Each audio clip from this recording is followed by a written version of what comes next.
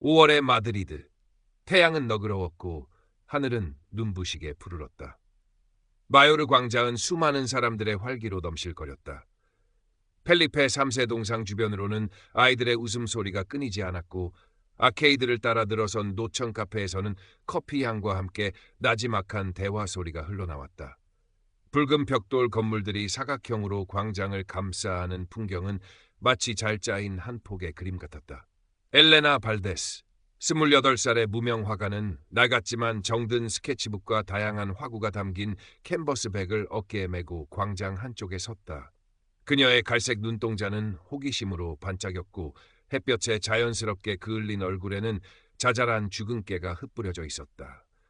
아무렇게나 틀어올린 머리칼 몇 가닥이 부드러운 봄바람에 살랑거렸다. 그녀에게 마드리드의 모든 순간은 살아있는 예술이었다. 비둘기에게 모이를 던져주는 노인의 주름진 손, 젤라토를 먹다 얼굴에 잔뜩 묻힌 아이의 천진난만한 표정, 열정적으로 플라멩코를 연주하는 거리의 악사. 엘레나는 작게 미소 지으며 스케치북을 펼쳐 빠르게 몇몇 인상적인 장면들을 크로키했다. 그녀의 연필은 마치 나비처럼 종이 위를 가볍게 날아다녔다. 마요르 광장의 소란스러움 속에서 한참을 머물던 엘레나는 좀 더 조용하고 고풍스러운 분위기를 찾아 마드리드 왕궁 프레 쪽으로 발길을 옮겼다.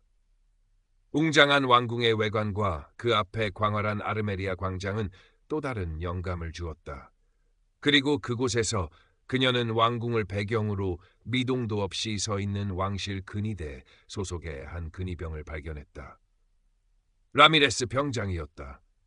햇빛에 번쩍이는 그의 투구와 붉은색과 흰색이 어우러진 화려한 제복, 흐트러짐 하나 없는 자세는 엘레나의 예술가적 호기심을 강하게 자극했다. 정말 살아있는 조각상 같아. 그녀는 나지막이 중얼거리며 그의 모습에 깊이 매료되었다. 그 엄숙함 속에 숨겨진 인간적인 고뇌나 이야기가 있을 것만 같았다. 엘레나는 라미레스 병장과 그가 서 있는 왕궁의 건축적 디테일을 함께 담기 위해 적당한 그늘을 찾아 자리를 잡고 스케치를 시작했다.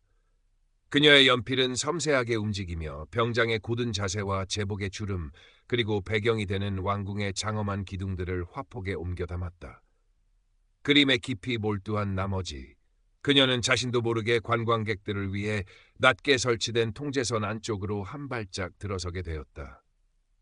혹은 왕궁의 특정 문장이나 건축 디테일이 너무나 아름다워 그것을 더 자세히 관찰하고 그리려다 사진 촬영 및 스케치 금지라고 작게 쓰인 표지판을 미처 보지 못하고 너무 가까이 다가갔다.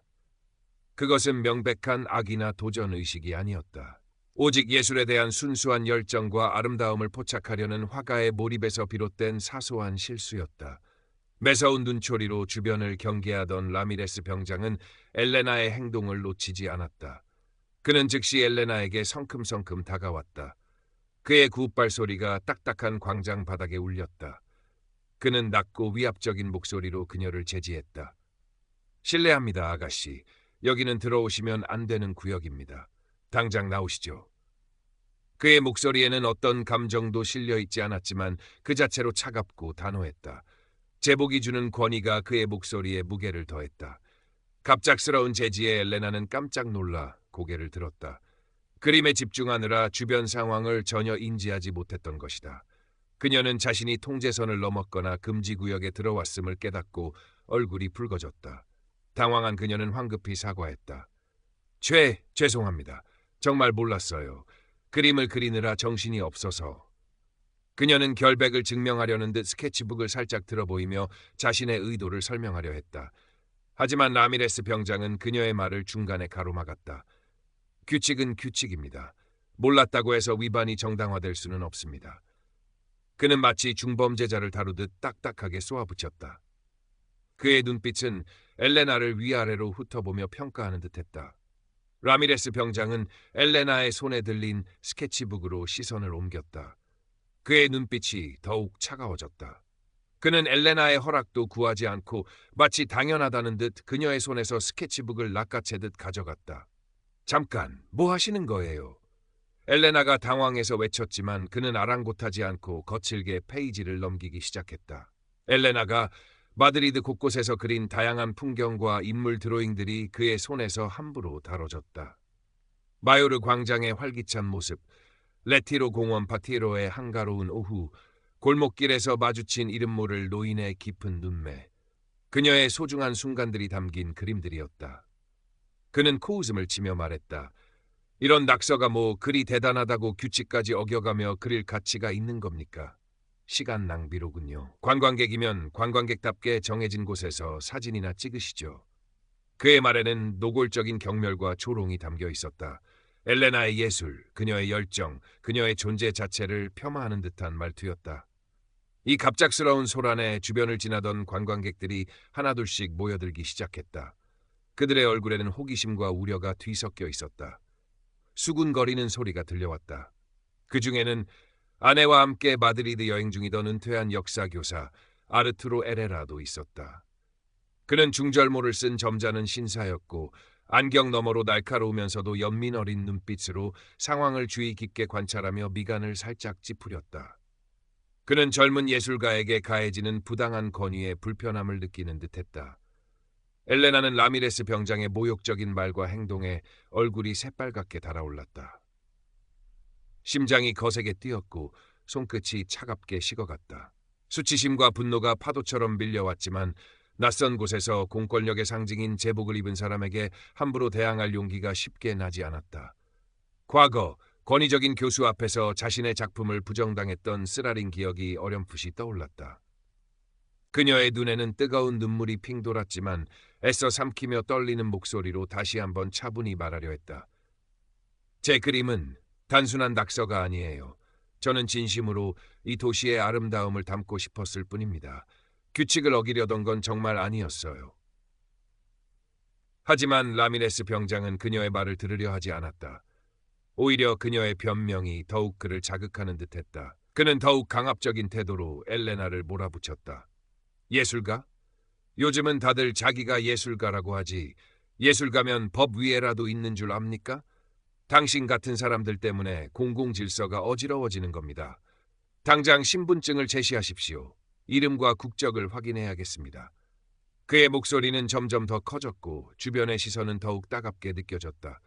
엘레나는 마치 죄인이 된 것 같은 기분에 휩싸였다. 그녀의 작은 스케치북 하나가 이렇게 큰 문제로 비화될 줄은 꿈에도 몰랐다. 라미레스 병장은 엘레나가 가방에서 주섬주섬 신분증을 꺼내기도 전에 스케치북에서 방금 엘레나가 그리고 있던 그림, 즉 라미레스 병장 자신과 왕궁의 일부가 그려진 페이지를 발견했다. 어쩌면 금지된 특정 문장이 섬세하게 묘사되어 있었을지도 모른다.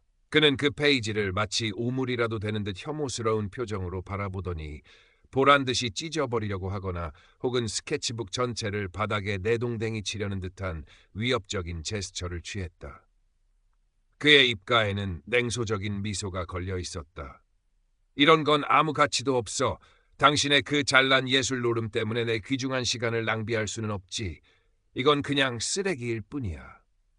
그의 목소리는 분노와 경멸로 가득 차 있었고 그 행동은 엘레나의 영혼을 직접적으로 공격하는 것과 같았다. 그 순간 엘레나는 자신도 모르게 비명을 지르며 코너 병장의 팔을 붙잡았다. 안 돼요, 제발! 그것만은! 제발! 그러지 마세요!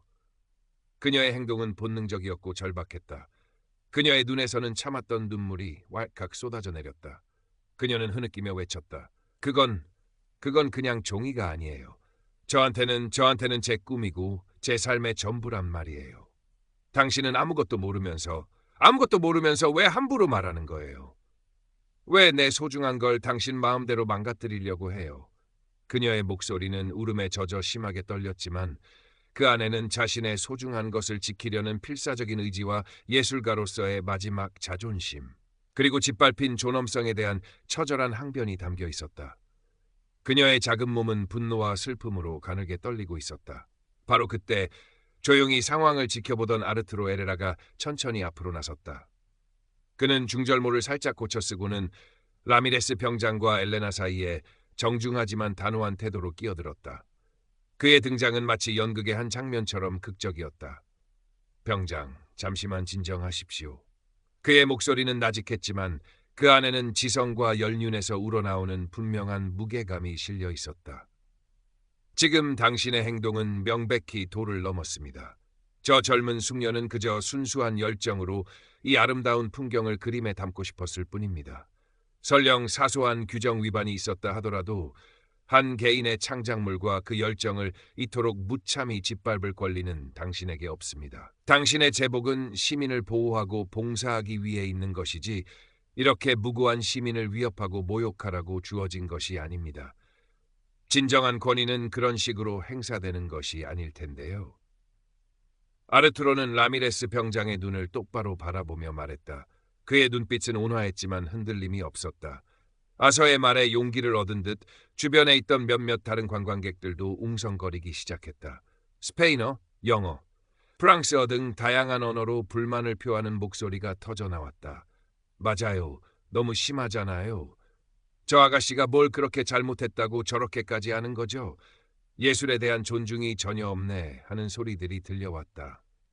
어떤 젊은 관광객은 스마트폰을 꺼내 이 광경을 촬영하기 시작했고 그 불빛이 라미레스 병장의 얼굴을 비췄다.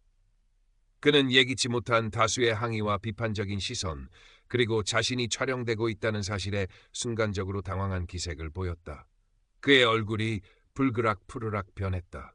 그는 애써 평정을 되찾으려 하며 나는 공무를 집행하고 있을 뿐입니다. 모두 규정대로 처리하는 것입니다. 라고 강변했다. 그러나 그의 목소리는 이전보다 확연히 떨리고 있었고 그의 눈빛은 불안하게 흔들리고 있었다.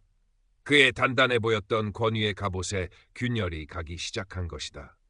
그는 자신이 지금 어떤 상황에 놓여 있는지 그리고 자신의 행동이 어떤 파장을 일으키고 있는지 뒤늦게 깨닫는 듯했다.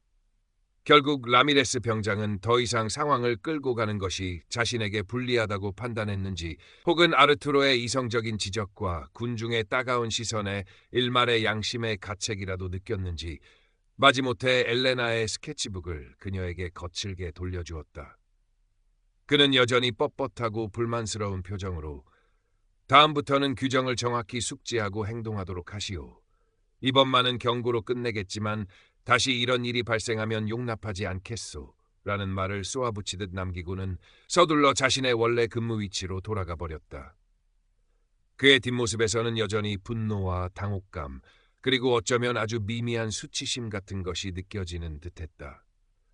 그가 이 일로 어떤 내부적인 징계를 받게 될지 아니면 아무 일 없이 넘어갈지는 명확히 제시되지 않았다. 현실의 부조리가 늘 그렇듯 명쾌한 해결보다는 씁쓸한 여운을 남기는 듯했다.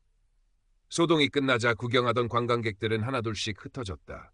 하지만 몇몇은 여전히 엘레나에게 안타까움과 격려가 담긴 눈빛을 보내거나 작게 고개를 끄덕여주고 지나갔다. 아르투로 에레라는 엘레나에게 다가와 그녀의 어깨를 가볍게 두드리며 따뜻한 위로의 말을 건넸다. 그의 아내도 옆에서 부드러운 미소로 엘레나를 격려했다. 괜찮으십니까, 아가씨? 마음고생이 정말 심했겠군요. 하지만 당신의 용기와 예술에 대한 진정성은 정말 감동적이었습니다.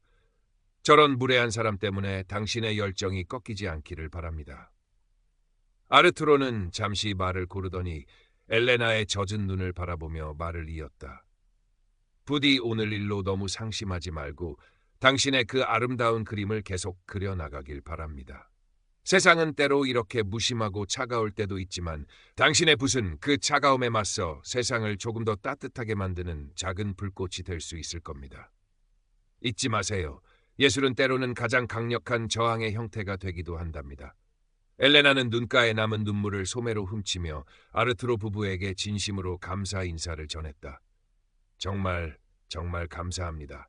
선생님의 말씀이 큰 위로가 되었어요. 그녀의 목소리는 아직 떨렸지만 그 안에는 작은 온기가 담겨 있었다.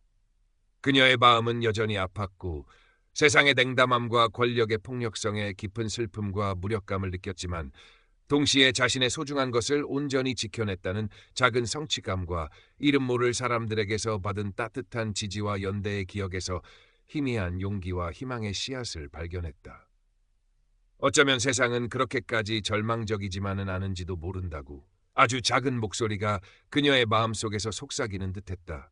엘레나는 마요르르 광장 한쪽 구석 햇살이 따스하게 내리쬐는 벤치에 홀로 앉았다. 그녀는 잠시 눈을 감고 깊은 숨을 내쉬며 방금 겪었던 모든 감정들을 가만히 되새겼다. 분노, 수치심, 슬픔, 그리고 아주 작은 위안과 감사함. 복잡한 감정들이 파도처럼 밀려왔다 사라지기를 반복했다. 그리고는 다시 스케치북을 펼쳤다. 그녀의 손은 아직 미세하게 떨리고 있었지만 연필을 잡은 손길은 이전보다 더욱 단단하고 신중해져 있었다. 그녀는 방금 전에 그 차갑고 위압적이었던 근위병의 모습, 그를 둘러싼 무심한 도시의 풍경, 그리고 그 속에서도 피어났던 작은 인간적인 온기와 연대의 순간들을 하나의 그림 속에 담아내기 시작했다. 그것은 단순한 풍경 스케치가 아니었다. 상처받았지만 부서지지 않은 한 예술가의 영혼의 기록이자 세상의 부조리에 맞서는 그녀만의 조용한 외침이었다. 그녀의 연필 끝에서 라미레스 병장의 굳게 담은 입술은 더 이상 단순한 권위의 상징이 아니었고 아르투로의 안경 너머 따뜻한 눈빛은 희망의 빗줄기처럼 느껴졌다. 광장의 비둘기들은 여전히 자유롭게 날아다녔고 햇살은 모든 것을 공평하게 비추고 있었다. 이야기는 저녁 노을이 마드리드 왕궁의 둠을 황금빛으로 물들이기 시작할 무렵 그림에 깊이 몰두하고 있는 엘레나의 뒷모습을 비추며 독자들에게 깊은 여운과 함께 작은 질문을 던지며 조용히 마무리된다. 과연 진정한 힘은 어디에서 오는 것일까? 그리고 우리는 그 힘 앞에서 어떻게 살아가야 하는 것일까? 엘레나의 스케치북은 그 답을 찾아가는 긴 여정의 첫 페이지를 이제 막 넘기고 있었다.